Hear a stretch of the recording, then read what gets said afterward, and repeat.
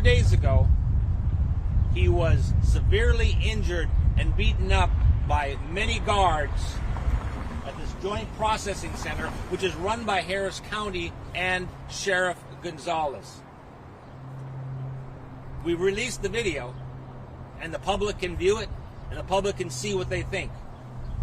And I think they will agree with us that it was unwarranted and excessive force. We have a statement from the guard who initiated the beating, and he says he struck first. He admits it on paper. He struck first. And he also admits striking D'Alessandro 6 or 7 more times. And then you see on the video other guards coming in and also swinging on D'Alessandro when he's already, the guards already have him. What the proper procedure is to take him to the ground and put the handcuffs on, which they eventually did. Not this beating. This has been a severe problem here at the Harris County Jail with guards using excessive force on individuals. A few years ago, a guard was charged with murder because he beat a jail inmate to death. So we're here today to try to get some changes and get Sheriff Gonzalez to make changes to the Harris County Jail. Now, we found out there's not even an internal affairs investigation, although this was clearly caught on video and it's clearly a violation. So we're here today with members of the public and the family to ask Sheriff Gonzalez to make changes. But we're also asking for the Texas Rangers and the Federal Bureau of Investigation to investigate this under the civil rights laws. Both of those groups, law enforcement agencies, have the power to investigate this because apparently Sheriff Gonzalez is unwilling to do so. Next we'll hear from Noah Feldman. Hi, my name is Noah Feldman. I'm an attorney at the YMCA, and D'Alessandro's family had contacted me on a Friday to tell me that he was severely beaten inside the Joint Processing Center. And so we requested the video, and we're just here hoping that justice happens. I visited with D'Alessandro yesterday, and he told me he's not looking for anything except to prevent this kind of thing from happening to other inmates. He said he's talked to a lot of folks within the jail who have suffered similar abuses from guards and deputies, and so we're here to just bring attention to this and hope that the public can see for itself what is going on. That's all I have to say. My first name is Noah, N-O-A-H. Last name is Feldman, F-E-L-D-M-A-N. Thank you. And next we'll hear from Jeff Reese, who, as a matter of fact, used to work at the jails. Yeah, not the IPC. It wasn't built when I was here. My name is Jeff Reese, R-E-E-S-E, and I was a sergeant for the last 8.5, almost 9 years of my career. I did 26 years with the Harris County Sheriff's Department. And I think one thing is going to be lost unless you understand what you're looking at on the video. There's going to be a lot of people that will see that video and they'll think it's justified. And I guarantee you on the other side, on the sheriff's side, they did justify it. But the problem with justification is the fact, where is the crisis intervention techniques that everyone's supposed to be trained in? Before I retired, I looked over the last 3 or 4 years, and I was an instructor at our academy for a few years with the patrol services, and I taught crisis intervention. And I noticed that every report, and as a supervisor, the reports I have approved, none of them, not one, started with, I tried to de-escalate the situation as I was trained to do. Instead, they justify what they did and the violent reaction by, again, their training that they were either in fear of their life or other, control issues. As the sheriff in the sheriff's department, when you take a person into custody, the 3 things that you're required to have: care, custody, and control.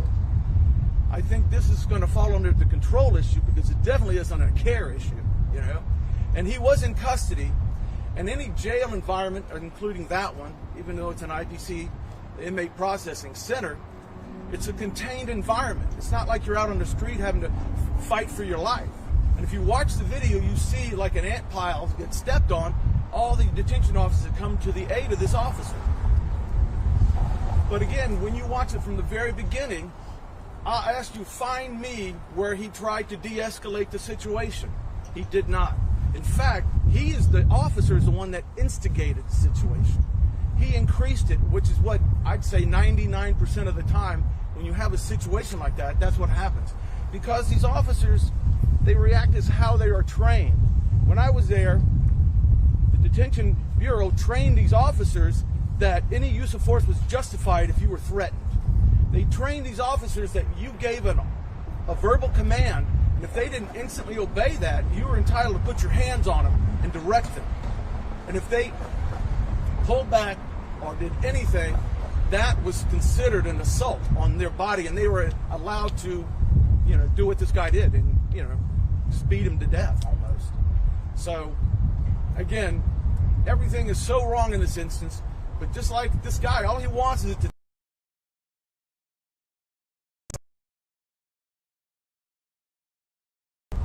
Again, think about what you would do in that situation. Had he just stopped for a few minutes and talked to this individual instead of being in control, or what they thought was controlled. It's kind of like Miller beer, less is more. But all they know is physical violence, and they don't utilize any psychological aspects of any crisis intervention training. Thank you. If you have any questions, thank you. I'll be happy to answer. Okay.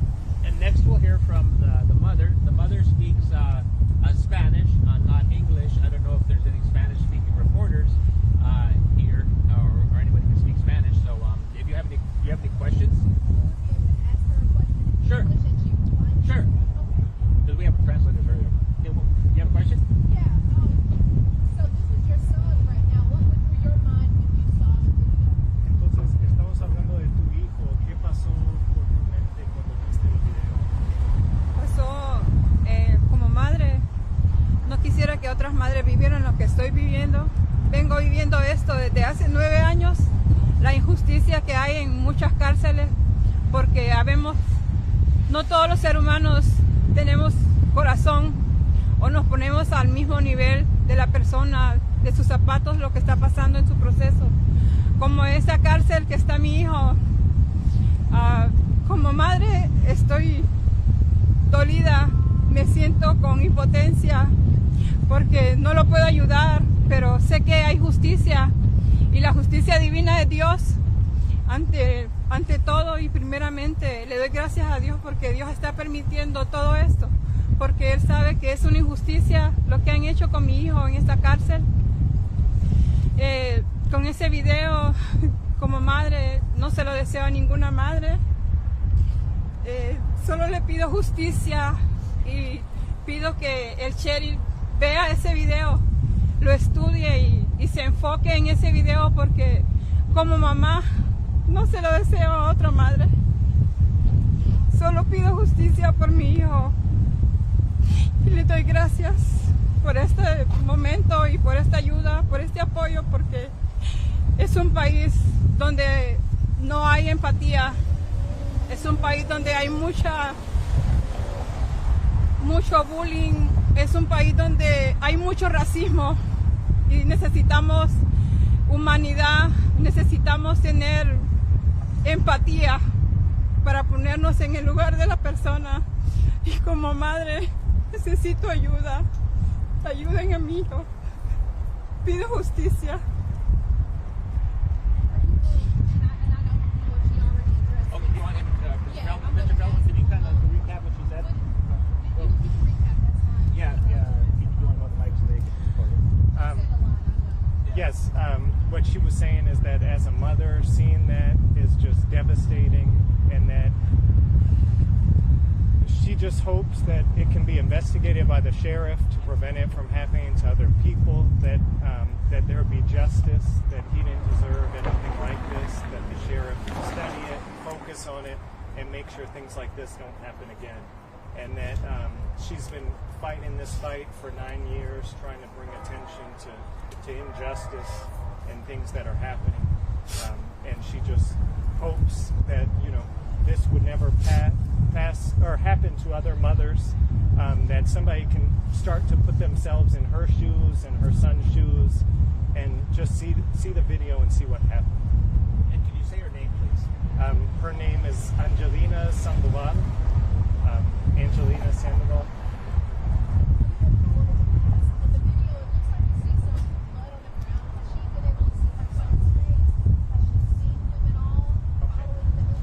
En el video se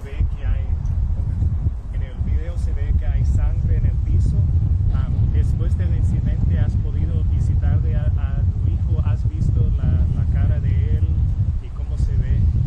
Gracias a Dios, el mismo día del incidente, que fue como a las 3 de la tarde, y mi hijo pudo lograr hacer una llamada, me llamó, inmediatamente yo le hablé al abogado Noah Perman y le pedí ayuda porque me dijo mi niño que había sido golpeado y que estaba golpeado de su ojo, su nariz sangraba, y sí fue cierto, porque yo inmediatamente llamé y pedí una cita aquí, y le doy gracias a Dios porque me dijeron que cómo era posible aquí que me dieron una cita si él acababa de ser ingresado acá, y le dije, el poder de Dios es primero, y Dios ante todo está en este proceso, en esta familia, porque hemos sido muy golpeados, y sé que Dios está en la vida de mi hijo, y cuando yo vi a mi hijo golpeado de su ojo, me sentí impotente, me sentí como mamá, me siento destruida, y su nariz golpeada, y al verlo que injustamente lo tienen en una celda como un criminal, porque lo tienen amarrado de manos y pies, no lo dejan ni llamar, no le dan libertad como otros prisioneros en otras cárceles, que le dejan libertad de hablar con su madre, con su familia. Él no, él tiene que acudir como en la madrugada o un momento que le den unos 5 minutos, pero él me habla a mí y él me pide mucha ayuda.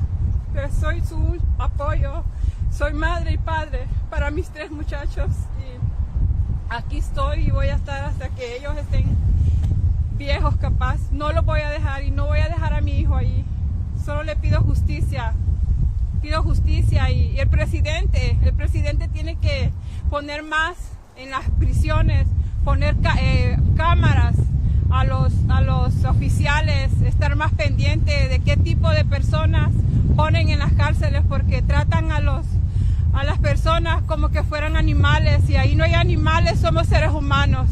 Y pido justicia, porque sé que no solo como madre, no solo yo estoy pasando esto, hay muchas madres que estamos pasando por este proceso, y yo clamo por mi hijo.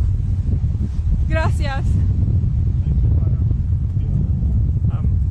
Basically what she said is that as a mother she felt just destroyed and overwhelmed upon her son called her the same Friday that it happened, and was very upset and asked her to call the attorney to try and get the video. Fortunately, she was able to get an appointment the next day to go see her son. She saw her son, and his eye was all swollen and his nose was bloody, and he was in a cell with he was being kept in a cell with his hands shackled and his feet shackled, not treated like the other prisoners here, and that she just thanks God and asks God and asks others to get involved so that he's treated like a human being and not like an animal. That's all. Can you tell us why D'Alessandro was in the processing center in the first place? About 5 or 6 years ago, he got into some juvenile trouble, and as a result of that, he was on some type of probation, and then he had a technical violation, and so they brought him here. So there was no new crime or anything, just something that it was a technical violation on something that happened 5-6 years ago, and so. And it looked like there were some words exchanged between the jail guard and D'Alessandro. Do you know what they were saying and kind of what led up to that? Well, according to the guard and his written statement, and I have a statement here, and I'll hand it to you. What the guard says now, he was basically telling him to be quiet because they were like calling roll in the JPC, and the guard claims that Alessandro was laughing and telling jokes. You know, not threatening anybody, not swearing, laughing and telling jokes. And so then he wanted Alessandro to come with him, and then Alessandro said, you know, what for? Basically, he's just questioning him. And that's when you'll see on the video, he grabs him, and that's when then you can see exactly what happened after that. Now, I want you to slow down that video or do what I did. It says, start, stop, start, stop, start, stop. Because when you see it, you'll see that the guard punches him 6 times before Alessandro, starts defending himself. And it is totally legal to defend yourself from excessive force. You're not required to let yourself just get beaten and beaten and beaten until death. You can actually defend yourself. And most experts will agree that getting punched 6 times in the face, it doesn't look like anything is stopping. It looks like you're continuing to you are allowed to defend yourself. So Say how you got the video. it was from public records, wasn't it? Yes. Yeah, public records, which is rare. They usually don't give them out. So I was actually kind of surprised, but it could be that Mr. Feldman in his signature block has YMCA in it, so maybe that's why. I don't know. Do you have any further questions? It looked like Oh, go ahead, good. I'll get you. it looked as though there was more than one guard that ended up punching. Yeah, there was a minimum of 3. Is that something that's normal? Well, I mean, it's normal in the sense that it's excessive force, but it's not the way things should be done. You see a large African American guy coming in and tackling him and putting him on the ground. That's what should be done. And that was the correct procedure to bring him to the ground. So I laud that guard for doing the correct procedure, and you'll see him on the video. But the other ones who are just punching him, and when he's down there punching him, you can see the repeated punching, and that constitutes excessive force, and is not the procedure that is in jails, and other sheriffs do not believe that type of procedure is correct, and neither do any of the experts. They should have taken him to the ground and handcuffed him like they eventually did, not beat him up first. How might this tie into other cases that you all are working Sure. or involved in incidents like this? Yeah.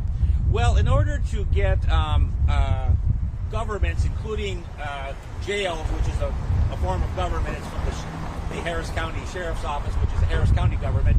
In order to get a compensation for the injuries from the jail, you have to show what's called a pattern or practice, which means you have to show other examples. You just usually can't win by showing one example. So this is another example that we can add to the examples, that even after all the hullabaloo about excessive force, the charging of the one guard with murder a few years ago, you still have this going on. We don't see significant change in the use of excessive force at the Harris County Jail.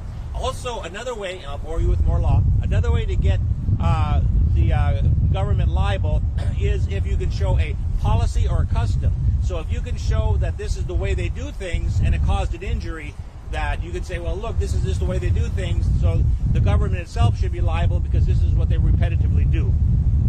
And that's why it's important. Now, we do have one last activist, Cynthia Cole, who wants to say a few words. Good morning, Cynthia Cole, the Executive Director for the American Federation of State, County, Municipal Employees and Community Activists. I apologize for running a little late, but I will just say this. We are almost 1 month into 2024, and we're still looking like the numbers that happened for excessive force at this jailhouse in 2020, 2021, 2022, 2023. Anybody see a pattern? What are they mad at? Really, is it necessary to pound people and beat them up, and then you follow protocol? All of that is unacceptable. And it obviously isn't going to change because what training has been implemented? What has happened that is different in 2024 that didn't happen in 2020? This is a question that the community needs to ask, because whatever the issue may be, if you end up down here and you're being processed, you ought not come out looking like you caught a beat down. Okay, we can go all day and all night talking about whether or not they go through the protocols, get in front of a judge. But when you get in front of the judge, you ought to not have experienced a beatdown. I say we're not going to have to be able to do better, but we have to demand better. Thank you very much. I think that's, anybody else? I'd like to say one more thing if I could. Oh. You don't need to. Well, tell me what it is.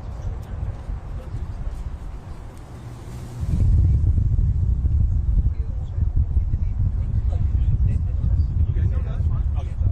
All right, if you have any further questions? Did this incident extend his jail time at all, or is he still in there for the previous? No, he's still, right now, he's still in there for the original thing. Can we have you spell the mother's name out just so we have it right on TV? Sure, it's Angelina, Sandoval, Sandavol. The